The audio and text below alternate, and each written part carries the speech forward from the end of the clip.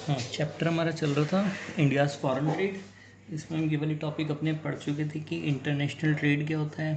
ठीक है, जिसमें हम कहते थे कि गुड्स को इंडिया से बाहर भेजना या इंडिया में लेके आना, सर्विसेज को, गुड्स और सर्विसेज दोनों, उसको हम इंटरनेशनल ट्रेड या फॉरेन ट्रेड बोलते थे।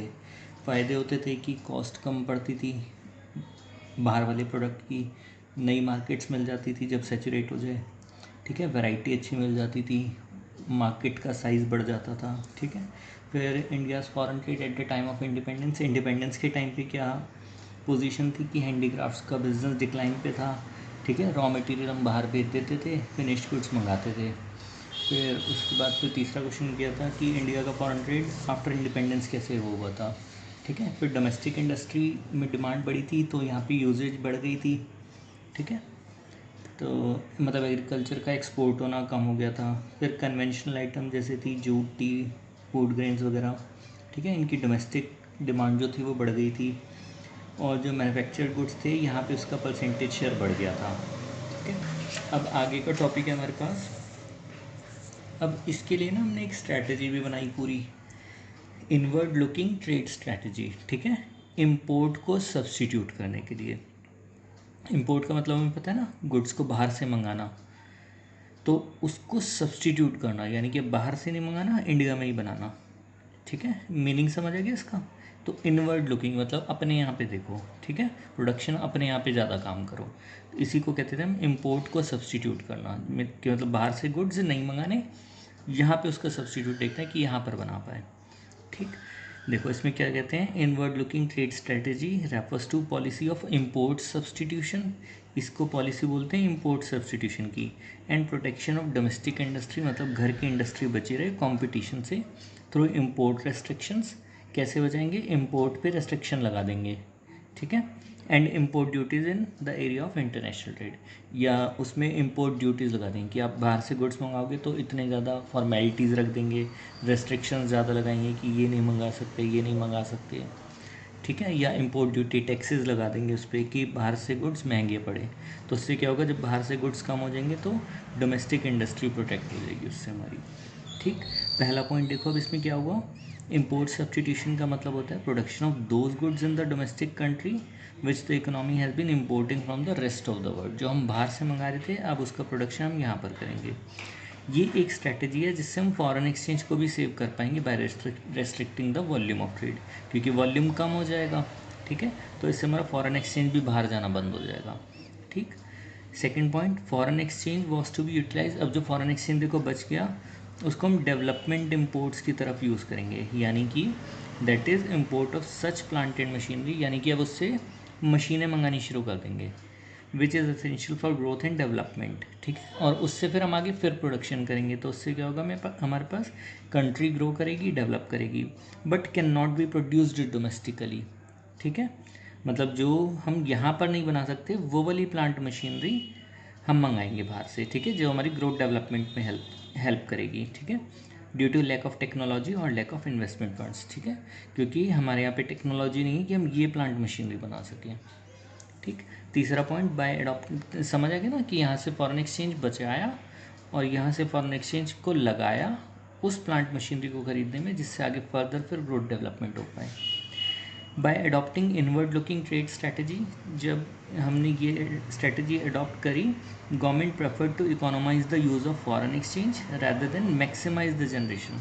हमने मैक्सिमाइजेशन की तरफ ध्यान नहीं दिया, ठीक, उसके सही यूज़ की तरफ ध्यान दिया। ऐसा नहीं कि सिर्फ बचाना, नहीं, बचाया यहाँ पे तो उसको खर्च भी किया सही जगह पर। इसी चीज़ को हम बोलते हैं इकोनोमाइज़ करना, ना कि मैक्सिमाइज़ करना। ठीक है, सिर्फ पॉइंट 1 नहीं अप्लाई करना, पॉइंट 2 भी अप्लाई करो साथ साथ। Fourth point, also government wanted to protect, government क्या चाहती थी कि डोमेस्टिक इंडस्ट्री बची रहे इंटरनेशनल कंपटीशन से। अब देखो इसके फ़ायदे क्या हुए या क्या क्या असर पड़ा। Good impact of inward looking foreign trade. पहला, high rate of industrial growth with structural transformation, की स्ट्रक्चर भी चेंज हुआ इंडस्ट्रियल ग्रोथ के साथ साथ, इंडस्ट्री तो बढ़ी और साथ साथ स्ट्रक्चर जो था वो चेंज हो गया। देखो, despite green revolution, green revolution किसका था, एग्रीकल्चर का था, पेड़ पौधों से रिलेटेड। ठीक है, मतलब जो उसमें वीट वगैरह उगाना, ठीक है, वीट राइस वगैरह, ग्रीन रेवोल्यूशन बेसिकली उससे रिलेटेड था।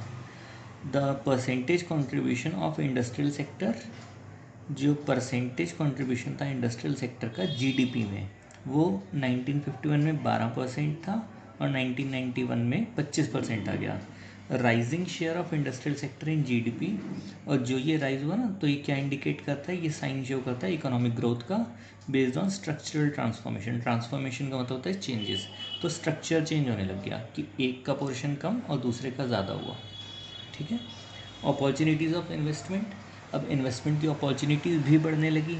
जो एसएसआई थी, protection of SSI open, SSI मतलब स्मॉल स्केल इंडस्ट्रीज़, ये ओपन हुई थी।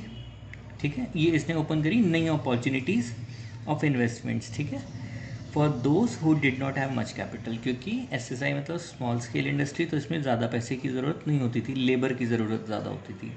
It also implied the use of latent resources in the country which remain idle if not use. Latent resources का मतलब यही होता है कि उन रिसोर्सेज को काम पे लगाओ जो वेस्ट हैं। ठीक है, जो यूज़ नहीं आ रहे बिल्कुल। ठीक, अच्छा, उसके बाद डाइवर्सिफिकेशन ऑफ इंडस्ट्रियल ग्रोथ। अब इंडस्ट्रियल ग्रोथ कैसे डाइवर्सिफाई हुई देखो। The period 1950 to 1990 saw diversification of industrial growth. जो मॉडर्न इंडस्ट्री थी was no longer dependent on textile and jute, तो ये सिर्फ टेक्सटाइल और जूट पे डिपेंडेंट नहीं रह गई। Industrial growth started growth in engineering goods and a wide range of consumer goods, तो उसमें सिर्फ टेक्सटाइल जूट वाला काम नहीं रहा, इंजीनियरिंग गुड्स भी बनने लगे और कंज्यूमर के रिलेटेड जो गुड्स थे वो भी बनने लगे। Due to inward looking trade strategy there was a noticeable growth of the electronic industry. ठीक है, इलेक्ट्रॉनिक इंडस्ट्री भी साथ साथ ग्रो होनी शुरू हुई। Growth of automobile company in India, जो ऑटोमोबाइल कंपनी थी यानी कि जो कार्स बाइक्स वगैरह से related, is also due to inward looking trade strategy. Exposed to international competition these industries would have failed to survive. ठीक है, अगर इंटरनेशनल कॉम्पिटिशन होता इसमें तो फिर ये कंपनीज ना चल पाती। ठीक है, ये थे हमारे पास कुछ फ़ायदे इसके। अच्छा, उसके बाद फिर कुछ नुकसान भी हुए, हर चीज़ के फ़ायदे नुकसान। अब इसके बाद क्वेश्चन अगला क्या बैठता है इस चैप्टर का last, bad impact of inward looking trade strategy. पहला, growth of inefficient public monopolies, यानी कि जो पब्लिक सेक्टर में भी कुछ इंडस्ट्रीज ओपन हुई थी देखो। Protection of public sector enterprises led to growth of inefficient monopolies, monopoly थी लेकिन वो काम की नहीं थी। जैसे टेलीकम्युनिकेशन था, वो गवर्नमेंट का था, गवर्नमेंट मोनोपोली था, मतलब उसमें सिर्फ एक कंपनी या दो कंपनी दी थी, एक ही थी रहता 1990 तक। ठीक है, we all know that people had to wait for years and years just for a telephone connection. तो पहले टेलीफोन कनेक्शन जो मिलता था उसके लिए काफ़ी साल वेट करना पड़ता था। बट नाउ अब क्या होता है, हमें एक रिपीटेड बार बार SMS ऑफर होता है कि अब नया टेलीफोन कनेक्शन ले लो, वो भी फ्री ऑफ चार्ज। ठीक है, तो जो उसमें था पब्लिक मोनोपोलीज में था, मतलब काम इंडिया में होना था। ठीक है, और पब्लिक मोनोपोलीज में वो इनएफिशिएंटली वर्क करता था, मतलब उसमें टाइम ज़्यादा लगता था। ठीक है, फिर second point, lack of competition implied lack of modernisation. तो जो कंपटीशन नहीं था उस वजह से एडवांसमेंट भी नहीं हुआ। ठीक है, क्योंकि एक ही चीज़ चलती थी तो वो उसमें फिर वेरिएशन नहीं लाते थे, वो वही चलाए रखते थे। ठीक है, जैसे old users of car still remember, पहले दो ही आती थी, एम्बेसडर एंड फिएट, वो दो ही मॉडल प्रोड्यूस करती थी domestic industry. Due to policy of protection के लिए domestic cars industries enjoyed a near monopoly in India. ठीक है, तो मोनोपोली हो गई थी, but after withdrawn of protection policy people reject these cars. और जैसे ही ये पॉलिसी विड्रॉ हुई तो उसके बाद नई नई कार्स आनी शुरू हुई, तो इन दोनों गाड़ियों का मतलब लोगों ने रिजेक्ट किया इन दोनों गाड़ियों को। ठीक है, क्योंकि अब नए उसमें मॉडर्न कार्स उनको मिलने लगी थी। ठीक है, तो क्योंकि कंपटीशन बढ़ा तो साथ साथ मॉडर्नाइजेशन भी बढ़ गया। फिर अगला point, indiscriminate spread of public sector enterprises. Discrimination होता है फ़र्क। ठीक है, इनडिस्क्रिमिनेट मतलब बगैर फ़र्क के, spread of public sector enterprises. Indiscrimination spread of public sector enterprises in producing such goods as bread and shoes which could easily be left to the private sector. ठीक है, तो वो गुड्स ऐसे बनाने लग गए थे जो हम प्राइवेट सेक्टर को भी दे सकते थे। It implies indiscriminated and irrational use of public resources, तो इससे क्या हुआ, पब्लिक रिसोर्सेज का यूज़ सही नहीं हुआ। ठीक है, स्वेलोइंग अप यानी कि ख़त्म करना, इरेज करना investment opportunities for private enterprises, क्योंकि वो पब्लिक सेक्टर में चली गई तो प्राइवेट को काम मिलना बंद हुआ।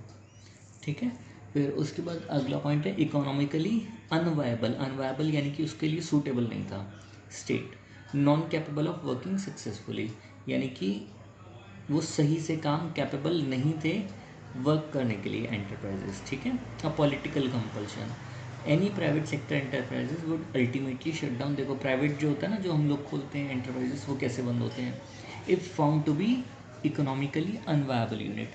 अगर हमें वो सूट नहीं करता ना, कि मतलब लॉसेज में जा रहा होता है, इकोनॉमिकली अनवायबल मतलब होता है लॉस में जाना, ठीक है।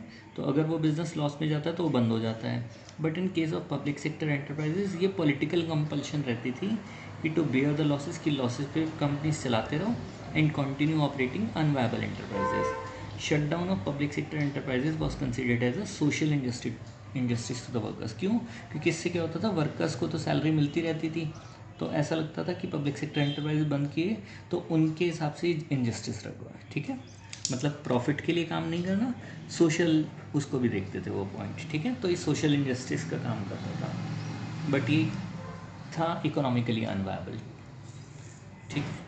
ये हमारे पास सारे पॉइंट्स हो गए, चैप्टर यहाँ पे ख़त्म हो जाएगा ये वाला हमारा, ठीक है। फिर नेक्स्ट चैप्टर कंटिन्यू करेंगे नेक्स्ट वीडियो में।